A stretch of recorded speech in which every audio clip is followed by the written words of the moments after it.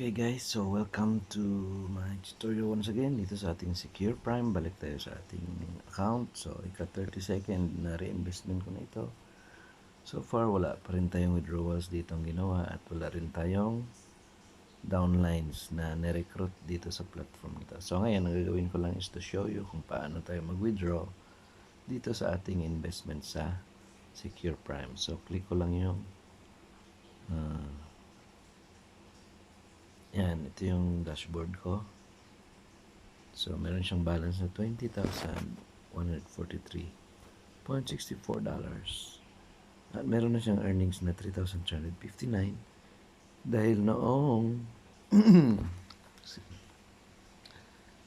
August 28, nag-reinvest tayo ng 15,999. At sa loob ng 7 days, nag-earn siya ng 3,359. So ngayon, nag-due na yung term ng kanyang contract, which is 7 days. So, withdraw na natin ito ngayon. 3,359. So, click withdraw.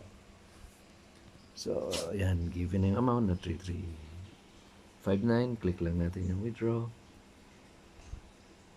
And then, yun. So, package withdraw successful. Amount withdrawn has been added to your wallet. So, ayan. So, as you can see, nakita natin kanina yung 20,000, naging 39,000. So, binalik nila yung capital and yung earnings na 3,000. So, kaya naging 39,502. So, kung titingnan natin sa ating investment,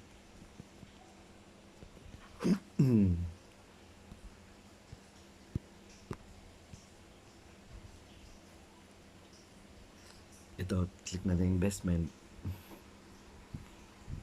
So yan, nawala na sa investment yung ating 0 na. So gagawin natin, babalik tayo, reinvest natin ulit. So scroll down lang natin, scroll up. Then mamili tayo dito ng ating package ulit. Dito lang ako sa Sapphire nag-invest para medyo mababa lang yung ating withdrawal deposit kung sakaling mag-withdraw tayo. So, click ko itong Sapphire plan. Ang Sapphire plan, by the way, is 7 days ang kanyang contract. Ang minimum is $6,000 and ang maximum is 15,999 ang investment. So, ang total interest na binibigyan is 21% sa loob ng 7 days. So, withdrawal interval is 1 day. So, yun, invest natin. Mag-invest tayo. Click natin ito. Lagyan natin ang amount yung mag-maximum tayo, 15,999 ulit. Yan. So, we just need to click yung proceed para makapag-invest tayo ulit. Alright. So, kanina 39,000 yung laman ng ating wallet. So, nag-invest tayo ngayon ng 15,999 ulit. So, ayun, investment successful. So, ika 33 times na natin na nag-reinvest dito. Ayan, nagbawas na sa ating balance yung 15,000, naging 23,000 na lang 503 yung kaninang 39,000. So, ito na po yung panibagong investment natin. Ang capital natin is 15,999. Ang return will be 3,959 pa rin. At ngayon nga mag-umpisa ang investment na yan, September 7. At mag-end dito sa September 14.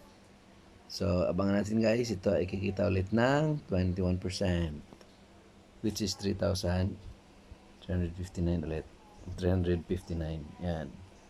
Ang magiging kikitain ng ating na-reinvest dito. Okay.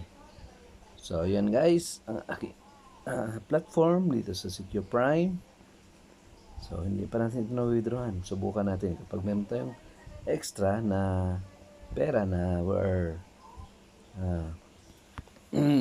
na hindi na natin iiyakan ang ating, sabi nga, do not invest money you can't afford to lose. So, dapat yung extra funds lang natin na hindi na natin masyadong iiyakan kapag sakaling tayo ay na-scam.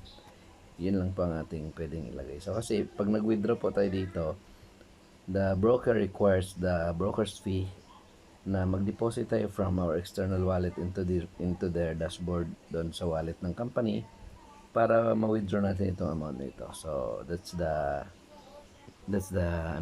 condition.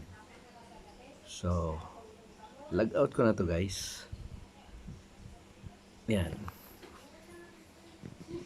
Log out.